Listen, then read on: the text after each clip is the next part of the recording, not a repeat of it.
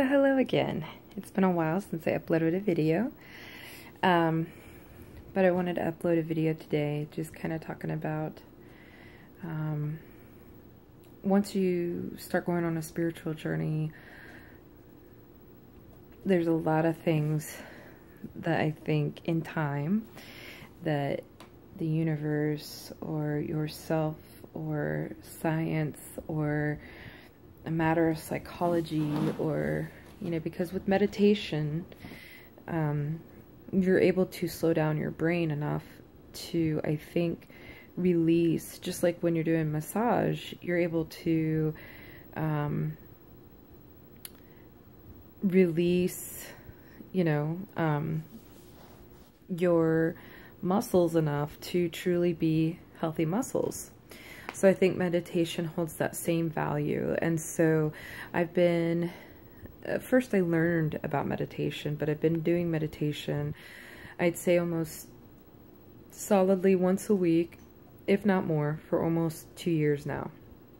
And in that time, I've discovered a lot of self-realizations. And every time that I have the self-realization, I have that moment where, I'm going to call it a moment, but sometimes it can be a week, sometimes it can be a month, where I go through the adjustment in my mind and in my heart that this situation truly isn't real. That I literally did create it out of my ability to believe how much I was worth, to believe how much I deserved, to believe, what it was about me that said okay to these things that happened in my life. So I just really felt compelled to put a video up today. I've been watching a lot of information. I did like a little stint where I was sick, and I had a lot of downtime. I had almost a week off of work because I couldn't walk. And instantly what came up in meditation was self-sabotage. And I also had another friend that I spoke with who spoke of the same thing. So when we speak of self-sabotage, and I listened to a lot of stuff about it, and they said that sabotage, self-sabotage, is like a label. And have you ever thought that maybe, out of everything that I heard, maybe you're doing it to protect yourself, maybe you're doing it,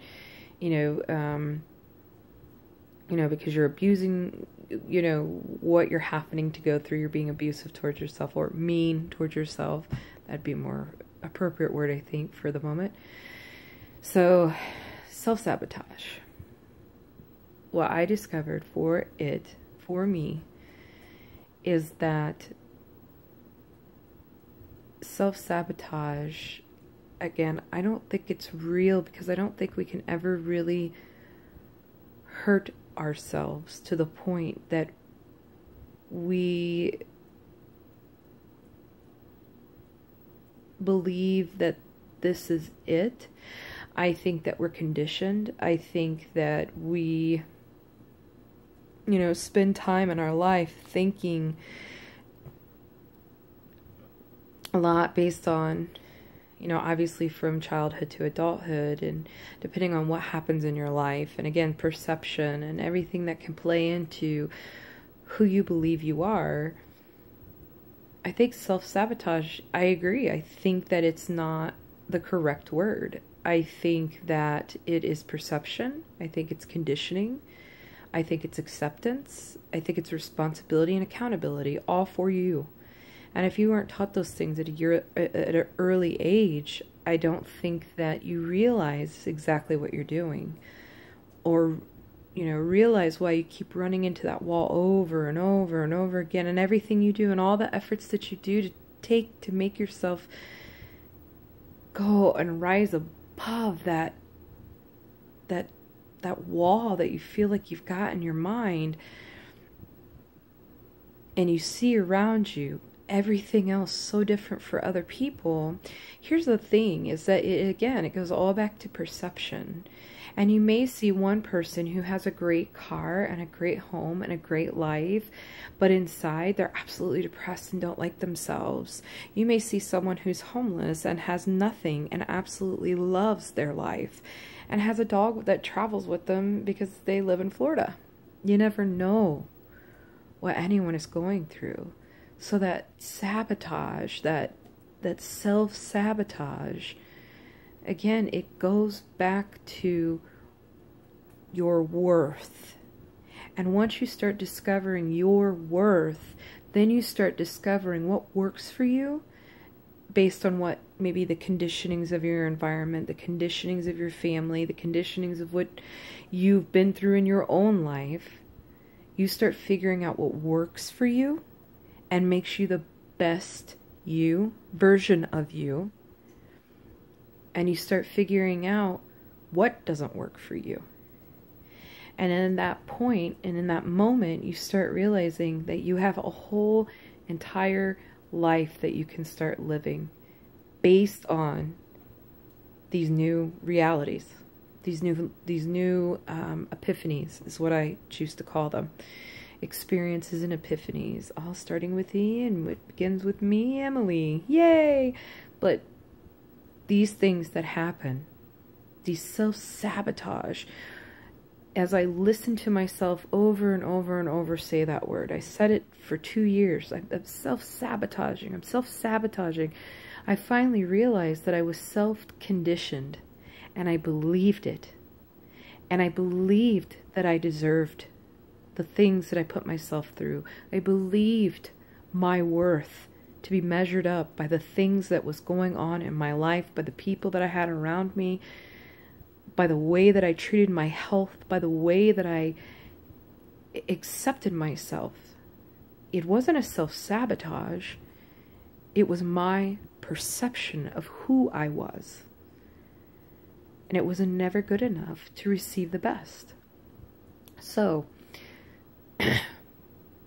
with that being said, when the epiphany comes, especially for me, like I said, it could take a week, it could take a day, it could take a month. I don't care. Whatever it takes for me and my heart and my mind to become best friends, and for them to both realize that we are going to go through this. You and me are going to go through this together. When I start really putting those two together, it's almost like taking a jet ski and putting a motor in it and it floats on water, and you can go really great distances and have fun, and just the exhilaration of what your realizations are of how you truly, if you believe it in everything in your core, that you are worth everything that God or the universe or whatever it is has to offer you, you start realizing you have no limits. You have no limits. The limits that we create are the limits that we tell ourselves, or again, are conditioned, or the environment we live in, or watching TV, or, you know, watching what we watch on the internet, or what we look at on Facebook, or in magazines. I mean, we are so prone to being conditioned if we don't have that solid rock in our heart and in our mind telling them they're both best friends, then it's easy to be influenced. It's easy to fall off of our own rock and not realize that it's not that we're self-sabotaging, it's that we can't see clearly who we are in that moment, that the it, whatever that it is occurring.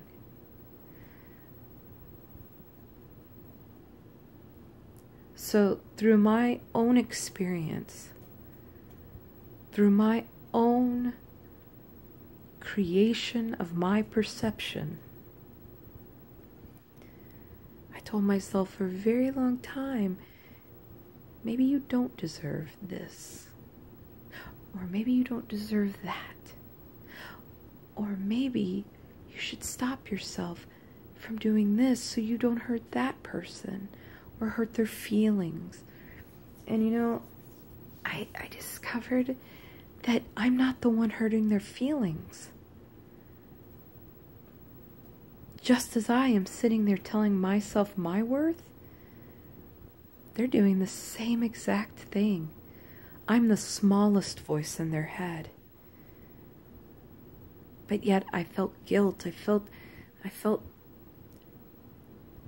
driven to help, to change people, to let them see their truth, when all the while it was about me. It was about me finding my truth and my worth.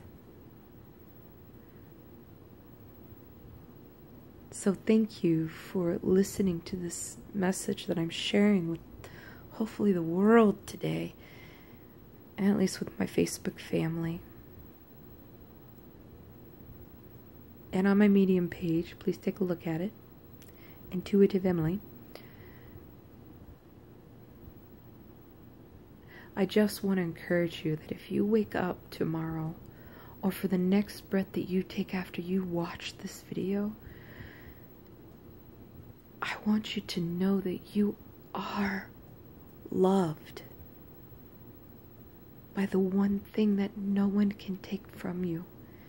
You are loved by your own spirit, your own essence, your own individuality. Nothing on this earth can take that from you unless you give it to someone.